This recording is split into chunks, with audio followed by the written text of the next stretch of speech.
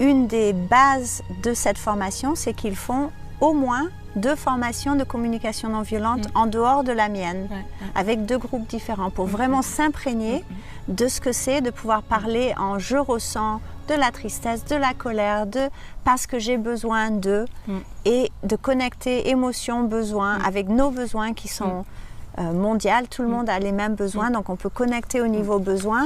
Mais j'apprends ça aux tout petits, aux enfants de 3 ans. Je leur dis, ah, toi, tu as besoin d'être laissé tranquille, là, tu veux lire ton livre tranquillement, tu veux pas qu'on te dérange, c'est ça? Oui. Et lui, il a envie de jouer.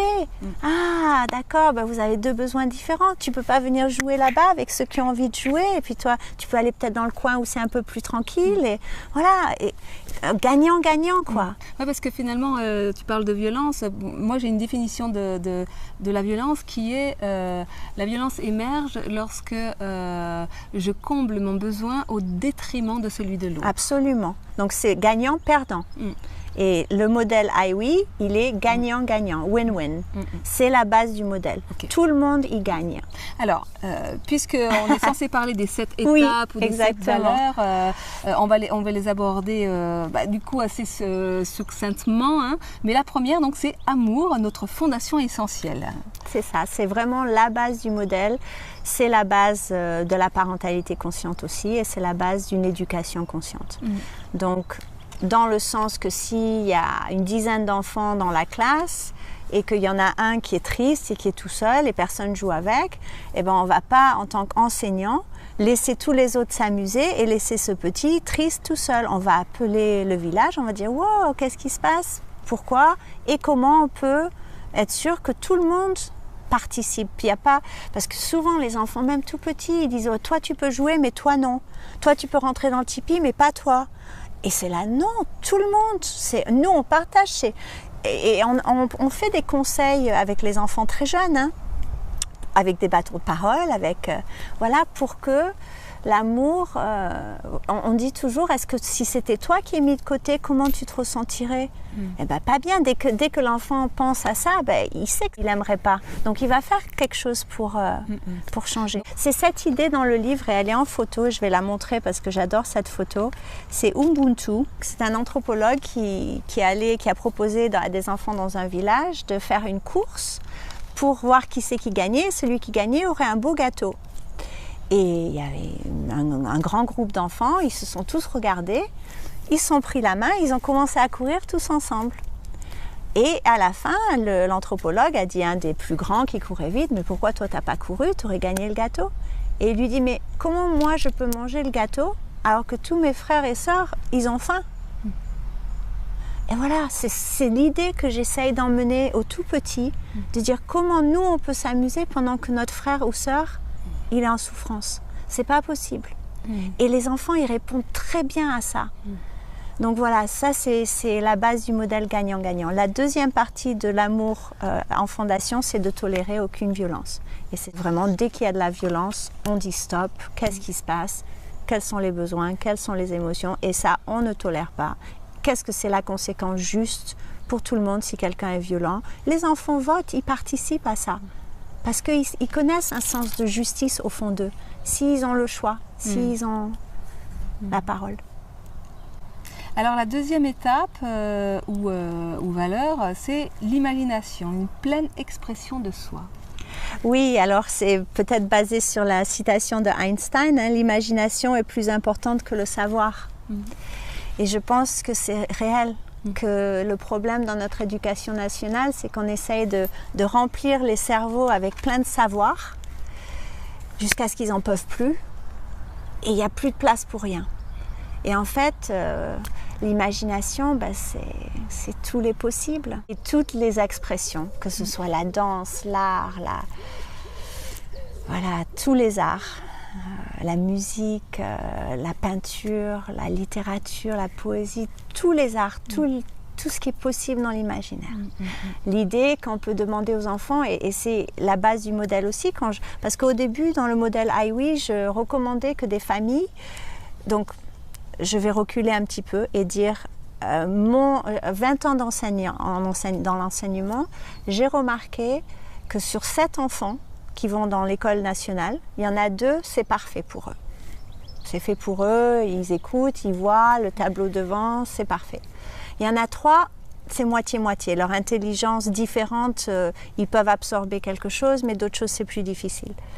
Et il y en a 2 qui sont en complète souffrance dans le système. C'est comme si on les torturait. Vraiment, c'est pas OK qu'on torture 2 enfants sur 7 dans l'éducation. Et c'est ça qui a fait naître le désir de faire quelque chose d'autre au départ. Donc pour revenir à ça, ça parle aussi des intelligences multiples, qui a été développé par Howard Gardner. Et il parle de 8 intelligences, les intelligences qu'on connaît, mais aussi intelligence musicale, spatiale, et il y en a peut-être encore plus. On a des manières d'apprendre qui sont différentes, donc il faut les honorer. Et c'est pour ça que la méthode Montessori est fabuleuse, parce que tous les outils et le fait que l'enfant a ce cadre avec tellement de choses à sa disponibilité, mais qui va aller vers ce qu'il a besoin dans le moment, dans son moment de développement personnel, dans son moment émotionnel personnel, il peut choisir le travail qui le fait vibrer dans le moment. Et ça, c'est fabuleux. Donc le modèle est basé sur ça, de vraiment laisser les enfants, et voilà ce que je disais. Donc au début, j'encourageais les familles, donc entre 3 et 10 familles qui se rassemblent pour élever leurs enfants ensemble. Ils pouvaient faire ça aux États-Unis. En France, c'est un peu plus difficile, mais il y a des moyens et je peux en parler dans des séances de coaching. Donc choisir comme le village indigène, qui se rassemblent avec des cultures, avec des valeurs similaires. Et chaque parent va pouvoir apporter quelque chose de spécial à l'enfant. Peut-être, toi, tu adores faire l'art, la créativité, donc tu vas venir et tu vas jouer avec les enfants avec ton art. Peut-être ton mari, il adore faire des expériences scientifiques, donc il va venir et puis il va jouer avec de la science. Et puis il y en a un autre qui adore faire la cuisine, et puis il y en a un autre qui adore le chant et la poésie. Voilà, chacun va apporter leur talent et leur passion naturelle au groupe. Et puis ce qui manque, on peut embaucher quelqu'un comme moi, qui est spécialisé dans l'apprentissage de la lecture, de l'écriture Montessori, qui vient peut-être 3 heures par semaine et qui enseigne ça. C'est pas cher, tout le monde a les moyens. Parce que les écoles Montessori, les écoles Steiner, c'est cher. Et pas tout le monde peut. Et mon idée aussi, c'était de donner cette éducation dans les villages, dans les orphelinages, dans les endroits pauvres où il n'y a pas d'accès. Et de mettre ça sur vidéo pour qu'eux aussi ils aient accès à cette éducation. Voilà, ça c'est ma grande mission.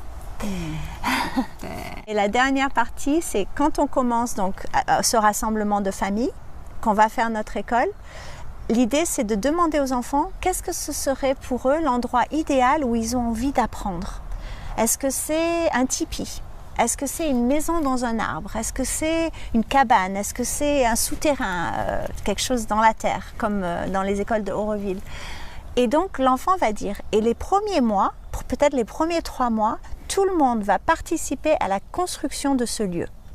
C'est un projet éducatif. Dans ce projet, ils apprennent à mesurer, ils apprennent à collaborer, les petits vont peut-être peindre des briques. Voilà, tout le monde crée l'espace. Voilà, et ça fait partie du modèle aussi, si c'est possible. Et si c'est pas possible, si c'est dans une maison, ils décorent l'endroit avec... s'approprier les lieux, voilà. Quoi. Ouais. Super.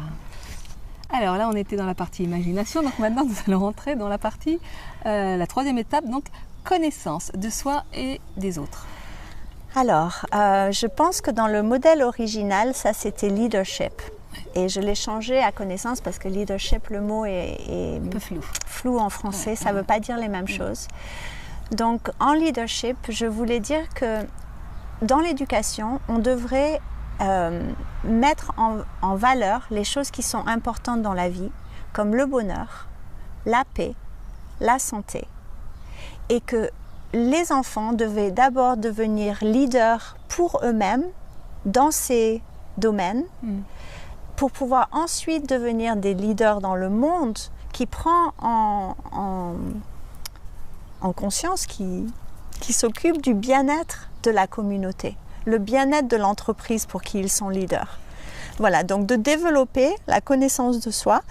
Et depuis que je suis rentrée en France, je faisais ça, mais maintenant c'est nommé plus avec des ateliers philo, parce que j'ai fait la formation de Frédéric Lenoir, de Sèvres, Savoir-être et vivre ensemble, où lui, il a emmené lui et d'autres qui font ça en France aussi, qui emmènent les ateliers philo dans les maternelles, dans les CP, et c'est extraordinaire. C'est devenu une des choses préférées que je fais, que ce soit avec les petits ou les ados, de voir les cerveaux librement s'exprimer, questionner l'autre et de voir les pensées. Voilà, ils pensent autrement, ils voient autrement que ce qui a été donné par les parents, par le petit groupe avec qui ils ont grandi. C'est magique. Voilà, c'est cette partie. Alors, 4e étape, la vision.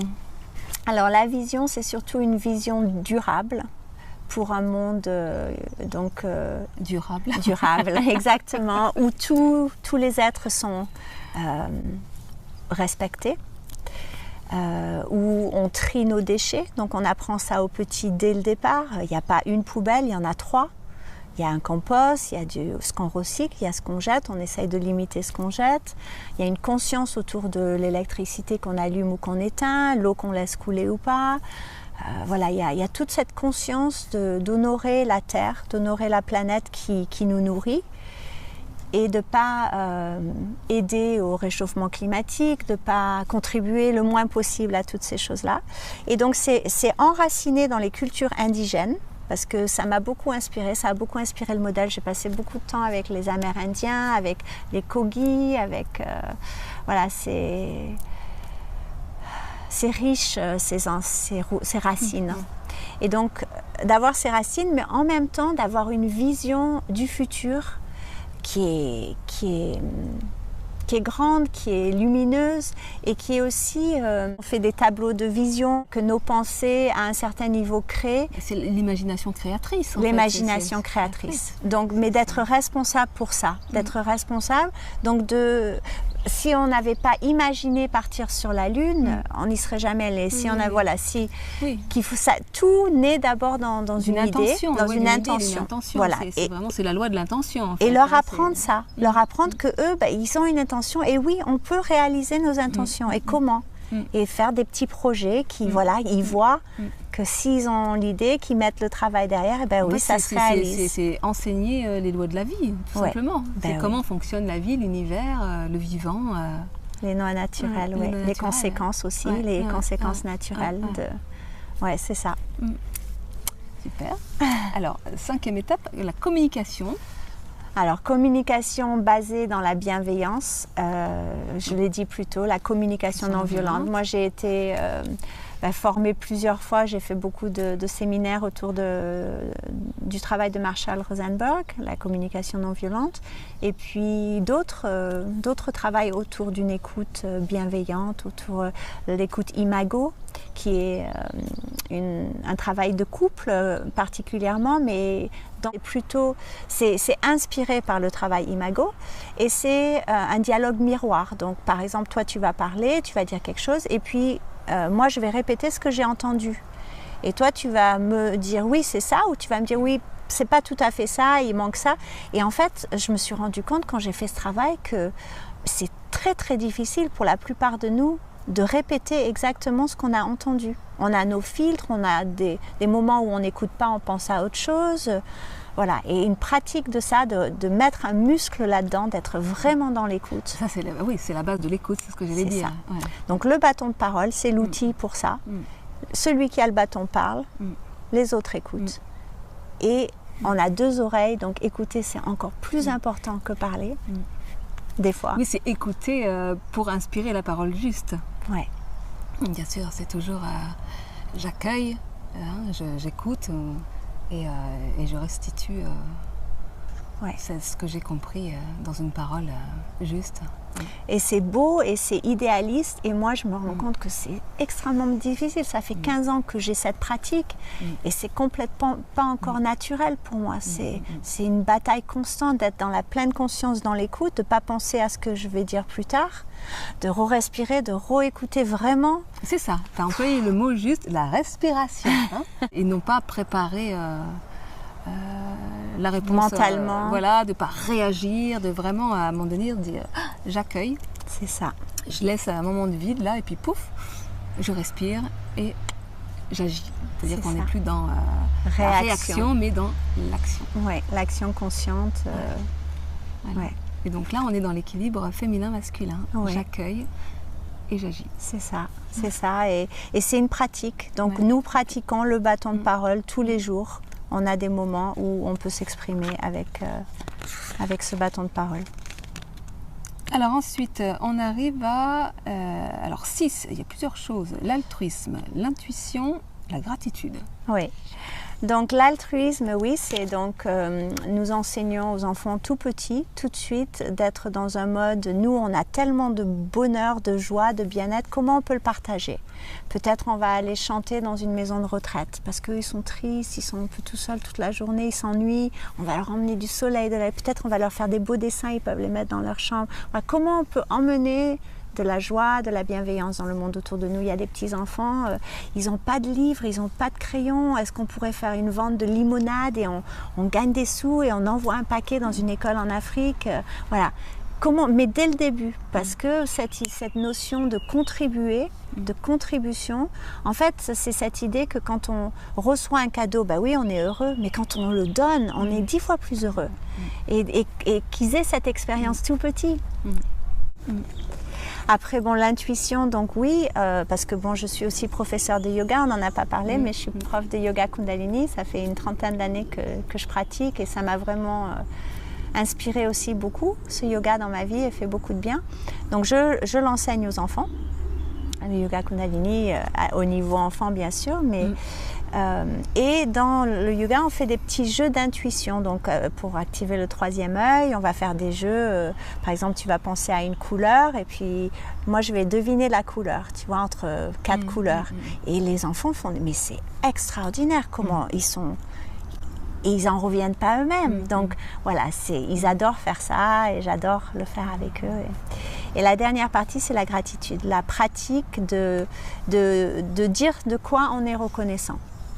Donc des fois, à la fin de la journée, on va dire qu'est-ce que c'était tes 3 meilleurs moments aujourd'hui. Avant même on finit, on a tout rangé, avant d'aller jouer, on va dire, chacun va dire parce qu'ils sont petits, leur chose préférée de la journée. Et on essaye de dire quelque chose de différent tous les jours, de la semaine au moins. Il y a une pratique, de prendre un journal de gratitude et d'écrire 3 choses dedans tous les jours pendant quelques semaines ou quelques mois. Pas les mêmes choses chaque jour et ça transforme des vies. Et oui, puis le soir ils rentrent avec leur cahier à la maison et puis ils disent à papa et maman alors. Exactement, ils ont quelque chose à dire. Exactement. Non mais c'est vrai parce que je veux dire cultiver la gratitude c'est quelque chose qu'on ne nous apprend pas à l'école. Très tôt dans notre vie on est tellement frustré, on est tellement soumis et obéissant qu'on cultive plutôt la frustration. Et la plainte. Et ce qu'on focalise sur, ça grandit dans notre vie. Là où on met l'attention, ouais. Et donc on arrive à la dernière étape qui est donc la réalisation de soi. Et qui est donc à travers le yoga, à travers la danse, à travers l'expression, à travers la méditation. J'apprends la méditation aux petits. Et vraiment pour se connaître complètement, c'est le but pour moi d'une éducation que l'enfant sache vraiment qui il est, soit bien avec ses talents, ses passions, qu'il puisse les explorer, qu'il puisse avoir... Donc, c'est vraiment une éducation à l'amour pour les grands et pour les petits. C'est-à-dire que c'est pas que pour les enfants en fait. On l'a dit, on le redit. C'est-à-dire qu'à un moment donné, c'est vraiment un projet qui doit s'incarner dans la famille pour que l'enfant puisse... vraiment s'en imprégner. C'est bien que tu dis ça parce que c'est vraiment la chose que j'ai remarqué qui est le plus difficile, même dans une petite école privée, que les parents ne viennent pas participer plus, qu'ils ne se rencontrent pas. Dans le modèle idéal de IWE, les parents se rencontrent une fois par semaine pour 20 minutes, une demi-heure, mais une fois par mois, ils passent 3 heures ensemble, il y a un repas, il y a vraiment des liens qui se créent, des échanges profonds de comment ça se passe avec les instituts, avec les parents, qu'est-ce qu'on doit changer à la maison, comment on peut soutenir l'un et l'autre. Parce que quand il n'y a pas ça, c'est impossible. On peut faire une petite différence, mais elle est minime, que ça donne envie presque d'abandonner. On se sent les mains liées. Oui, non, mais c'est ça, c'est ce que tu disais tout à l'heure. Hein, c'est-à-dire que c'est vraiment, à un moment donné, retisser ce lien entre l'enseignant, le parent, l'enfant, entre les parents, enfin, recréer une forme de village. Oui, le village, une forme de communauté. C'est ça. Parce que c'est ce qui a disparu aujourd'hui, c'est-à-dire qu'on est vraiment isolés les uns des autres. Ouais. La peur a pris beaucoup d'espace. Et qu'une éducation sur l'amour, c'est fonder une éducation sur ce qui relie, non pas sur ce qui sépare. Et la peur sépare. Exactement. Et l'amour relie. C'est ça. Voilà. Exactement. Voilà. Tu ne pourrais pas mieux le dire. Donc on termine bien cette petite causerie avec toi. Si je peux dire une dernière chose pour la vision, grande vision du modèle, c'est que beaucoup de petites communautés se forment, que ce soit avec les enfants dans l'école nationale et en dehors, ils font des choses ensemble pour emmener ces valeurs, ou que ce soit des enfants qui sont éduqués à la maison, qui se soutiennent, et que ces petites bulles d'IWI partout dans le monde, peuvent se connecter à travers l'Internet avec des échanges de emails, avec des vidéos Skype, et peut-être l'été se regrouper en famille de 50 familles dans un endroit naturel avec du camping et tout ça, et passer un mois ensemble et échanger dans des pays différents. Donc voilà, c'est la grande vision de IWI, et que ce soit mis tout sur vidéo pour que les moins, les moins chanceux puissent avoir cette éducation aussi. Super.